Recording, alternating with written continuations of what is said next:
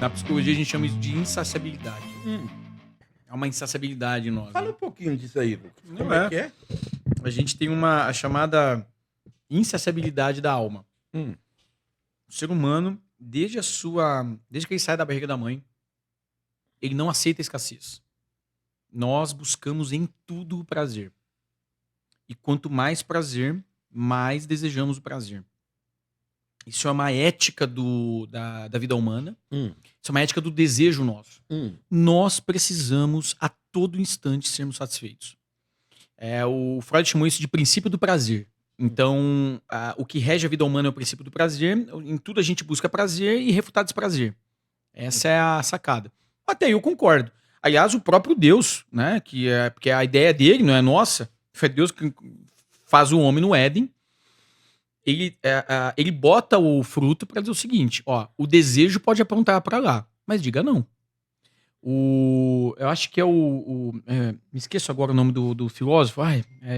Nossa, muito famoso, esqueci o nome. Mas ele diz o seguinte: se você não pode dizer não pro seu desejo, você não é livre, você é escravo. O Agostinho também dizia isso, né? Então, a ideia de Deus do fruto no jardim é o seguinte: por que você é insaciável? Por que você tem uma pulsão? É por isso que você tem que dizer não e obedecer. Ou seja, a obediência tem que dominar o prazer. O que a gente faz hoje é essa ideia o prazer sufoca a obediência. Isso, porque afinal de contas sou eu. Então assim, porque tá ruim, porque tá não sei o quê.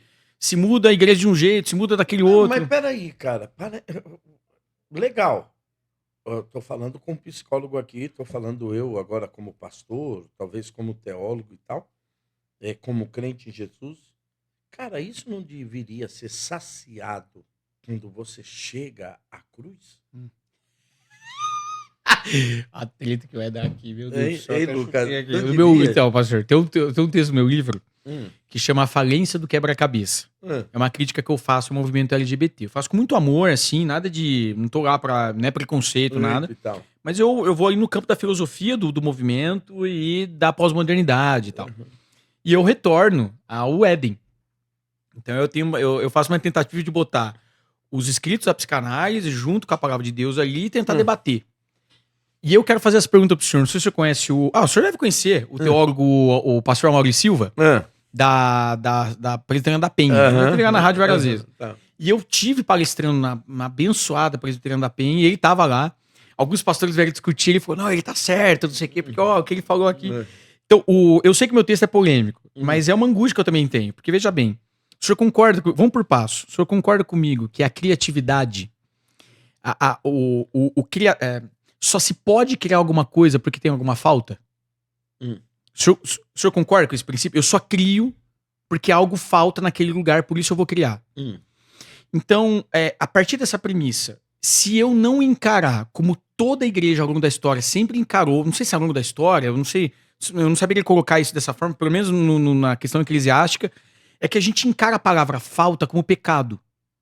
Então, tem uma ideia de que se falta alguma coisa pra mim... É porque não é perfeito. Ou porque eu não tô com Deus, ou porque eu tô em pecado. Só que só a igreja faz isso. Porque no âmbito, por exemplo, da psiquiatria, no âmbito das psicologias, da própria psicanálise, a falta nunca é vista como alguma coisa negativa. Pelo contrário. Aliás, na palestra hoje, né, que eu vou citar sobre a ansiedade e depressão, tem íntima ligação com a ideia de falta. Você tá falando uma coisa aí, que você me permite aqui, vai dar corte, cara. Vamos catar ele de pau. Mas vai que se lasca, vamos lá.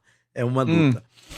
Tem uma música antiga do Peninha, um grande autor, que inclusive hoje é cristão, né? Mas o Peninha tem uma música que ele dizia o seguinte, que era melhor sentir saudade do que ser vazio. Mas parece, alguém fala, pô, saudade é um sentimento de falta de algo que você tinha, mas não tem mais. Mas o Peninha entende na sua música que a saudade já mostra que você não é vazio, você tem algo. Aí que tá. Eu tenho a perda do corpo, do objeto, mas eu preencho com afeto. Com afeto do sentimento que um dia foi. É por isso que a saudade é difícil da gente nomeá-la como algo ruim ou bom, porque ela é uma mistura. Então, é isso que o senhor tá dizendo. É perfeito. O que eu postulo, o que eu escrevo no livro, a ideia é o seguinte. Antes do homem pecar, havia falta no homem? Essa é a pergunta que eu faço. Então, mas a pergunta é, havia falta no homem ou havia falta de algo pra ele no Éden? Não, assim, eu tô falando do homem, inclusive nele e nela. Né? Sim, havia falta pra ele. Inclusive, eu vou dizer lá, quando nasce a Eva, quando ela surge a partir do lado dele, da costela e tal, a expressão que ele usa ali é esta, enfim. E a expressão ali no hebraico é o seguinte, olha, é como se ele tivesse exatamente numa procura de que ele não achava. E faz sentido, porque os animais estavam todos em pares. E Deus percebeu que o homem estava só. Não é bom que ele viva só. Olha a falta. Viu os pares. Exatamente. Olha a falta ali. Olha, tem alguém que está faltando. Então é antes do pecado. Então não tem problema. Não tem. E o homem Ou seja, a falta não é uma consequência do pecado. Não é. A falta já estava antes do mas pecado. Eu vou no livro lá no meu texto, é um texto bem denso que eu vou chegar em que ponto. Tá, o homem tinha essa falta. Nasce a mulher, ele fala, esta enfim, preencheu. Ok. Então agora matou, não tem mais falta nenhuma. Quando aparece o fruto, há duas coisas ali, quando aparece a serpente com o fruto, tem duas questões que pouco eu vejo. Uma, a gente vê muita igreja questionar, a gente prega muito sobre isso, que é a ideia de, olha, não ser da tentação, etc. Bom, até aí ok. A segunda questão que a gente pouco fala é o seguinte, eu nunca vi ninguém pregando sobre isso, na verdade, deve ter alguém que pregou, mas o que eu escrevo no livro é o seguinte, ora, se o homem só falava com a mulher e com a própria Trindade, porque Deus aparecia todo final do dia lá no jardim, a pergunta que a Eva não fez era a seguinte, cara, cobra fala? Mas é isso que eu sempre falo aqui na igreja. Cara, escuta, se uma barata hoje levantar lá na sua casa e falar, Lucas, bom dia, você não vai estranhar? Você não vai, você vai bater um papo de uma boa, tá tudo certo. Tá. Mas aí o Dr. Rodrigo Silva, um querido amigo meu também, já tem muito na rádio lá. Ele fala que a ideia ali, né, acho que é Nefesh, se eu não me engano, acho que no hebraico, a ideia da serpente ali, pode ser, alguns postulam que não era o animal em si, mas alguma coisa que refletia, porque serpente no hebraico é a ideia de que reflete muita luz. Eu até escrevi isso no livro. Bom, mas sendo uma coisa ou outra, não importa se era uma serpente ou não, o que importa é que há um diálogo. E o diálogo é o seguinte, se eu só tenho que falar com a minha esposa e com o próprio Deus, por que eu vou falar com um terceiro? A Eva, ela permite falar com um terceiro que não tinha nada a ver com o Borogodó. Ela tinha que questionar o seguinte, peraí, dona Serpente, eu vou perguntar pro Criador se eu posso comer mesmo, se tá meio certo essa ideia, e vou falar com o meu homem. Não, ela toma uma decisão unilateral, ou seja, havia uma falta nela. E qual é a falta? Eu quero falar com outras pessoas. Eu quero me permitir. Ela denuncia isso no ato, onde ela se deixa levar. Fez sentido pra ela falar com a serpente. Esse é o ponto. Alguma coisa ela preencheu. Tá, mas segura aí, Lucas. Agora você pegou sério. Porque se você falar que ela sentia falta de conversar com outra pessoa ou com outro ser, vamos dizer assim, nós caímos dentro de uma teologia, então, de que antes de Caim e Abel existiam outros seres? Ou Caim e Abel já são frutos do pecado. Correto? Então, antes do pecado, Adão e Eva tiveram filhos?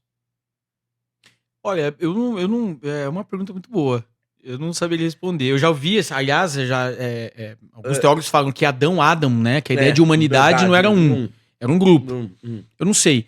Mas o que eu posso dizer é que o fato dela se permitir, sem questionar, falar com a serpente, o desejo está denunciado ali. Tá. Ela já está falando. E aí que é o grande problema da igreja. Você está dizendo, então, que é o desejo da comunicação? Ela já está exatamente. Mas você sabia que os teólogos latinos defendem que a semelhança, e faremos o homem a nossa imagem e a nossa semelhança, não é física? Não é física. Até porque Deus não tem corpo. Sim. Não é física. Ela é, segundo alguns teólogos latinos, a semelhança é a capacidade de o homem se comunicar com outro ser. Os atributos, né? De comunicação.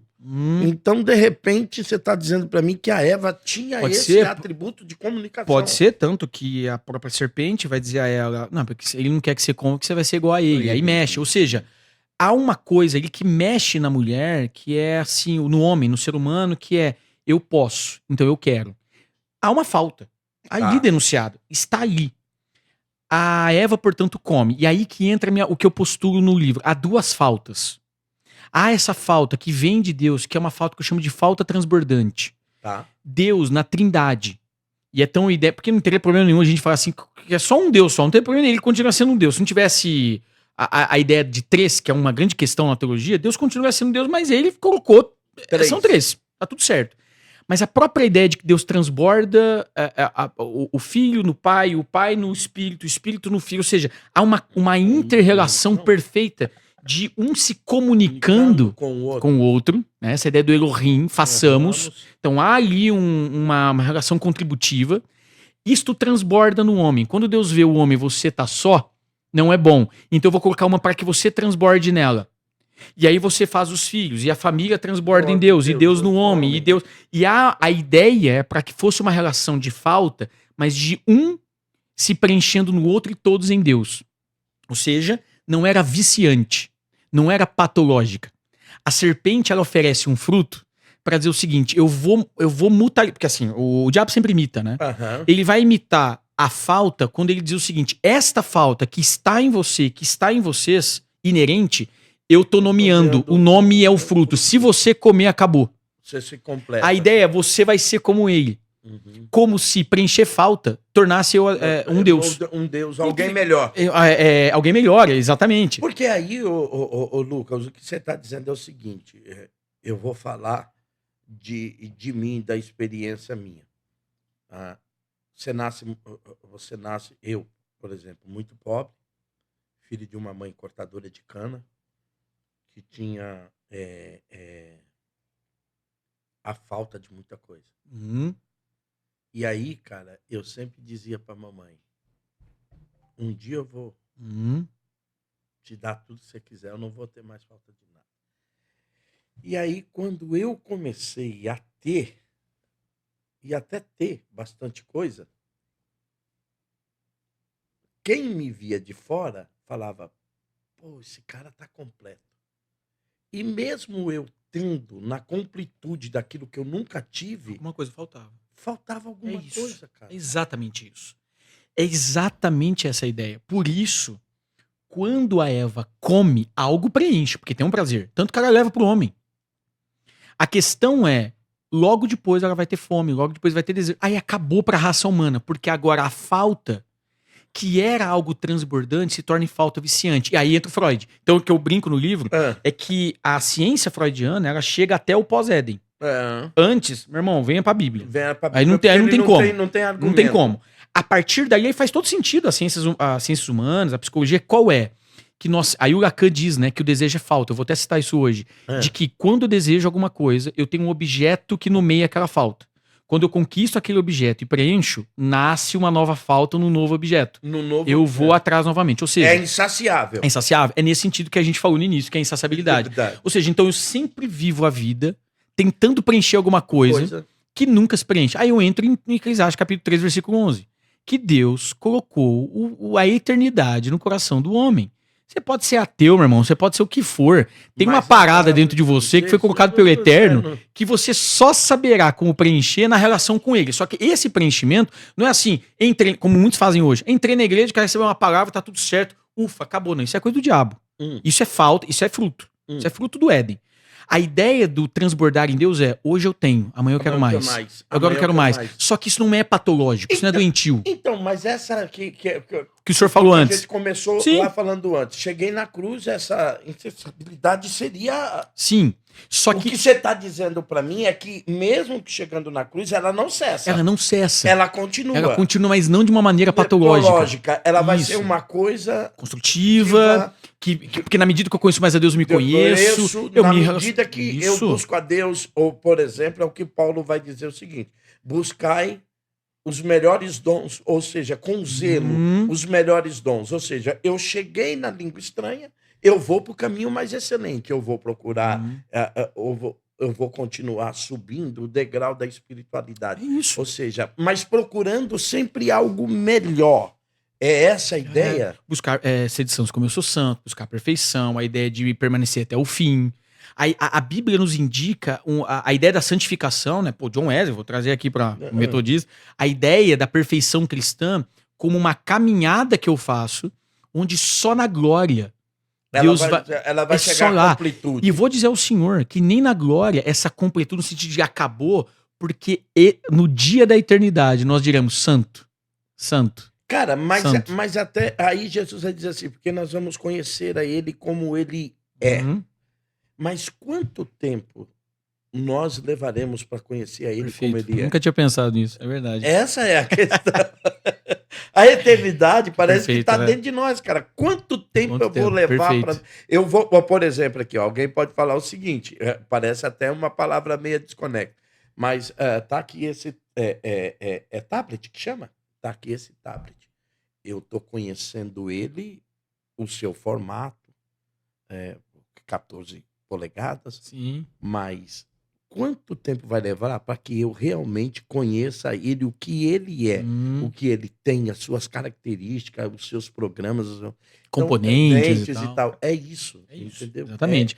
A ideia de Deus nunca foi nos dar uma coisa, ó, completo, acabado, acabou. Antes do pecado, dominai sobre a terra. Há um sentido de continuidade. Então essa falta, ela é algo que não é... Por isso que eu separo. A falta que o diabo nos dá, o preenchimento da falta é sempre viciante. É por isso que a gente vive no mundo jaz maligno. A nossa carne é pecaminosa. Então a gente sempre está buscando alguma coisa a mais. E eu cito isso no livro, eu citei até na rádio, né? O Rabino Newton Bonder, ele diz: por que o Criador, portanto, criou todas as coisas em 6 dias e descansou no 7º? Porque maior do que construir uma grande obra é saber dar ela como concluída. A perfeição de Deus é dizer o seguinte: olha, acabou. Acabei, cara. Eu podia, se eu quisesse, eu podia, mas eu dou como concluída. Qual é a marca hoje das doenças mentais, hoje modernas, dentro e fora da igreja? Nós não conseguimos concluir nada. Nós sempre queremos alguma coisa a mais. Isso aí tá no gabinete, tá na igreja. É o culto que tinha que ter alguma coisa a mais. É a mensagem que podia ter sido de um jeito tal. É essa ideia de que sempre tem alguma coisa a mais. Esse é o grande problema. Saber dar como concluída é a grande sacada. Que alegria hoje recebendo aqui o querido meu amigo doutor Lucas Cavalcante. Doutor, é militar, é teólogo, é filósofo. Esse miserável é tudo, gente. Eu sou lá de... Eu brinco, o currículo só é bom em 2 lugares. Diz que é pra pedir namoro e velório. Porque no velório todo mundo é top, né? Maravilhoso. Não, ele era uma pessoa linda. Eu sou servo de Deus. Que legal. Lucas, eu queria te fazer uma pergunta seguinte, já que a gente tá vindo nessa insaciabilidade aí e tal, e da igreja que está muito mais preocupada em mostrar para quem está lá fora que ela é quase que uma coisa perfeita. Cara, eu tenho observado também na questão da música. Parece que nós não cantamos mais, né? Parece que é quase que... Eu não sei, cara, mas parece que algumas batidas hoje da música, do louvor, é quase que um mantra, cara. Eu tenho criticado muito isso no meu canal. A turma... Já me conhece por isso, eu acabei ficando aí. Tem um corte que eu tenho num falecido podcast muito bom aí, mas o corte passou de 100 mil views, porque eu comparo. No meu livro eu faço uma comparação entre o movimento worship, não é a música, o movimento worship, o sertanejo universitário e o funk. Eu digo que os 3 estilos, do ponto de vista técnico, filosófico e psicológico, é a mesma coisa. Cara, que loucura. E aí eu escrevo, o último texto do livro é o mais polêmico, eu deixei pro final mesmo. Mas aí no corte eu comento isso. Como estilo musical, tudo vem de Deus, tá tudo certo. Né? Ok, a gente vai tocar uma música que é um pouco mais introspectiva. Assim, onde ela vai manter mais uma nota que a gente chama de notas menores, mais introspectivas. Tudo bem. Ok, até aí ok. O problema é eu transformar isso num movimento onde eu digo, novamente, parece que Deus só vem por meio disso. Eu conheço pessoas que disseram que esse tipo de música é o que atrai a presença do Espírito Santo. Então esse é um outro problema. O grande problema, pastor, já é nomear um estilo musical como worship. Worship no inglês é adoração. Como se um estilo musical fosse a adoração em si. Aí eu venho numa Assembleia de Deus, ou nas Assembleias de Deus, que historicamente no Brasil são as responsáveis por fazer valer a cultura brasileira rítmica, sonora. Aí quando eu chamo um estilo de worship, então o que toca numa Assembleia de Deus, por exemplo... Não é adoração. Então não é o forró, alguma coisa, sei lá, o Matos Nascimento, que eu amo. Então isso não é de Deus, porque a adoração... Eu chamo isso no livro. O problema de nomear isso como worship já é um problema. E aí, esse mantra que o senhor fala, né, ele começa onde? Ele começa principalmente na Europa, né? Eu percebo esse movimento já na Europa, que é o que a gente chama do rock... Agora, rock irlandês, que a gente percebe na Europa, com uma banda, por exemplo, que é o... Eu vou até lembrar aqui o nome da banda, gente. Eu tô esquecendo aqui, que é aquela que veio aqui no Brasil, que usou um monte de cor pra fazer o show. Coldplay. O Coldplay e o U2, né? No disco Vertigo, que foi tinha uma outra banda também agora, que é o... Enfim, eu vou lembrar, mas no movimento moderno, o Coldplay é o grande influente do estilo de música que a gente toca dentro da igreja. Que são notas menores... São aquela música extremamente emotiva, extremamente sentimentalista, com notas, como eu tô dizendo, que ficam sempre em ciclo, né? Essa coisa assim, que faz o garoto chorar, a menina chorar, romantizar e tal. Nós emprestamos dessa banda que faz muito sucesso e construímos um estilo musical.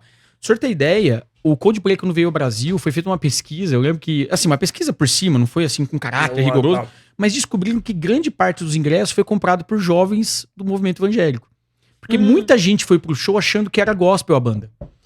Pelo estilo que nós importamos deles. Pois é. Fora isso, nós temos a influência do Hindu Music, que é uma música indiana, que é o que o senhor tá falando do mantra, que é o Hindu Music, né? Que é esse tipo de música que ela... Assim, ó, entrem no YouTube, escrevam Hindu Music Instrumental. Vai ter lá as músicas de 50 minutos. Escute pra ver se não parece... O cara vai fechar o olho, vai adorar. Oh, Senhor e tal. Eu tô... Irmãos, feche seus olhos. Isso. Cara. Porque tem muito disso. Exatamente. São músicas que eram feitas pra ideia de, assim, de uma autorreflexão, introspecção. Essa é a ideia do humano como Deus. De visitar o chakra, de voltar pra dentro de si e tal. Se tornou quase uma palavra mágica que ele manda lá. Exatamente. E a pessoa entra nisso. Você tem músicas hoje no YouTube que é worship instrumental. Eu não tô dizendo que é errado, já até usei pra orar, mas as pessoas só sabem orar hoje por meio disso. Aí é um problema. Então bota lá 2 horas de música e fica com o teclado no fundo. Ou a pessoa, quando vai pregar, tem que ter, não tô dizendo que não possa usar, já usei e dependendo do ambiente ainda uso.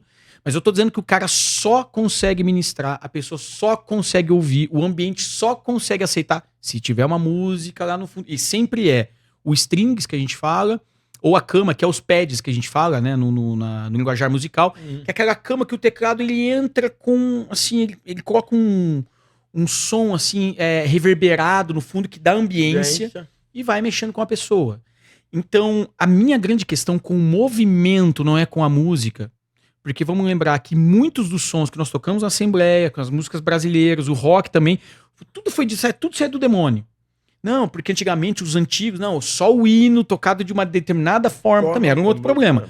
O problema do estilo musical hoje, do worship, é fazer o mesmo, é dizer assim, ó, só isso aqui, é esse estilo que é Deus. Então eu tenho, inclusive, o senhor sabe, o senhor tá falando de roupa, tem um estilo de roupa que eles usam, o estilo de guitarra que usam, é o chapéuzinho, a perna colada, e fica lá 10, 15, 20 minutos. Eu brinco no livro. Cara, eu não sei como é que consegue, cara. Não, eu não consigo, pastor. A mesma palavra repetida quase 50, 60 vezes. E não é só isso.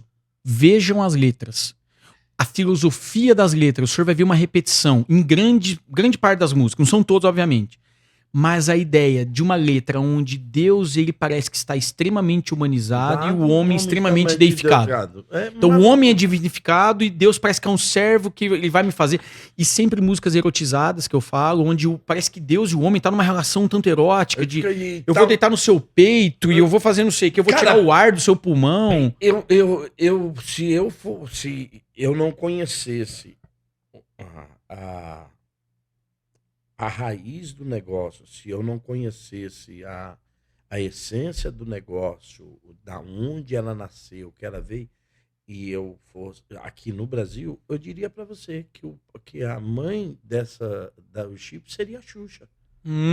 É sério, eu diria que a Xuxa seria a madrinha. Porque essa história dessa relação erotizada com Deus, isso é uma coisa de Xuxa Meneghel. O cara lá de cima. Vai me dar toda a tal, e pá e tal. Sabe? Se torna uma coisa, é o que você falou. De deita aqui, passa a mão no meu cabelo. É como se Deus. Um Deus desesperado, que eu quero que você venha até mim. Que me toca tal. Cara, parece que a gente perdeu um pouco daquela essência de que é mais ou menos assim. Não estou dizendo que tem que ser, porque Jesus quebra isso. Eu sempre digo, a primeira vez que Jesus apresenta, que ele fala de Deus, ele não chama ele de Deus, ele chama ele de Pai. É a primeira vez que Jesus fala, meu Pai. É a primeira ideia que a gente tem. Então, perfeito, desse relacionamento entre pai e filho e tal. Aba Pai é uma coisa. Mas parece que a gente perdeu qualquer relação de respeito. Isso. Aí é a questão. De respeito. Isso. Por exemplo, você chega lá diante do juiz, Vossa Excelência. Isso. Pô, cara, se eu sou obrigado a olhar para um tribunal humano. Isso. Com Deus. Assim, Jesus falou isso. Jesus falou, ó. Deixa eu falar para vocês. Jesus falou, ó. Existia um juiz que não temia nem a Deus e nem respeitava os homens. Parece até alguns tribunais terrestres. Né? Nada a ver com o Brasil. Não, nada a ver assim com tal. Não temia nem a Deus e nem os homens. Mas mesmo assim, até para discordar deles, eu vi esses dias, o Supremo Tribunal chamou a atenção de um grande advogado. Uma grande advogada, porque tratou eles de vocês. Peraí. E aí foi até o ministro, o antigo ministro que se aposentou e que disse: temos que manter o respeito. É Vossa Excelência. E aí, se aos homens é dada isso, a minha pergunta é aquela que Deus fez. Se eu sou pai e se eu sou rei, cadê a minha honra? Cadê o meu respeito? Eu vejo, cara, em algumas músicas dessas que parece que tirou totalmente. Isso. Eu fiz um vídeo da respeitabilidade de Deus. Sim, eu participei de um debate e fiz um vídeo no canal que deu o que falar também e continuo, assim, meu irmão, eu vou continuar falando isso aqui, porque aí aquela discussão, posso chamar Deus de você na música? E aí a briga de quem apoia que pode, eu entendo a ideia, que diz, não, mas isso é uma questão da linguagem. É a segunda pessoa do plural, porque nos Estados Unidos não tem tu, né? Essa ideia do tu é you. Então assim, por que aqui tem o negócio do tu? Como se a linguagem ela só se comunicasse pelo léxico. Só que nós humanos, a gente não só se comunica pela palavra escrita em si. Sim. Existe o conteúdo simbólico da palavra. Então, quando eu falo tu, quando eu falo você, embora no léxico seja a mesma coisa, mas do ponto de vista cultural é uma outra coisa. Então veja que quando é o que o senhor falou, quando eu chego para um comandante, eu falo, senhor, por exemplo, o senhor já deve ter percebido aqui. Se não percebeu, vai perceber. Mas o meu pastor me pede alguma coisa, eu falo, sim, senhor. Eu podia falar sim. Mas quando eu boto sim, senhor, porque o meu pastor, cara, sempre precisa. Não, tudo bem, pastor. Mas não tô falando que eu tô. Não tô tornando. Não tô endeusando. Nada. Mas eu sei também que existe aqui uma separação. Até aqui, o senhor é um ser comum. Mas daqui pra cá, o senhor é alguém constituído o anjo da igreja, cara. Autoridade. Exatamente. Então, se eu faço isso com o meu pastor, quando eu vejo as letras fazendo isso, eu não estou olhando o léxico, eu olho a cultura. Então, e aí eu sou um estudante, a minha área da psicanálise, que é a lacaniana, a gente estuda linguagem, a gente estuda antropologia. Então, se eu faço um recorte, curiosamente, de 2010, onde começou esse movimento, e principalmente com o ápice em 2015, eu vou ver um movimento na sociedade que a gente chama de, o Jacques Derrida fazia isso. É quando eu vou, é um movimento de abstração. A gente tá vivendo essa abstração em tudo. Então a família, o que é família?